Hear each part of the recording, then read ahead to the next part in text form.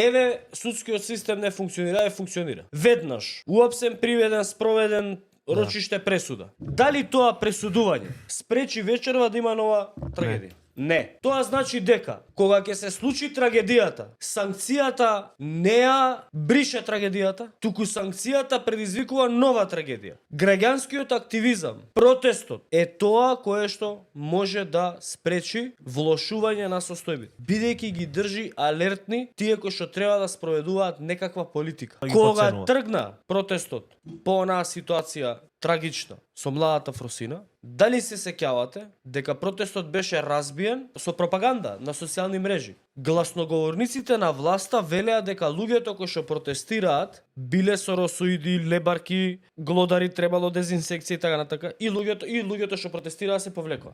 Судот, како што тврдеше господинот Мицкоски, треба веднаш да пресуди. Како што сакаше владата. Да нема протести, судот веднаш да пресуди. Протести немаше, судот веднаш пресуди. Дали спречи тоа нова трагедија? Очигледно не. Граѓанскиот активизам значи и одговорност за властите. Постојан потсетник за властите.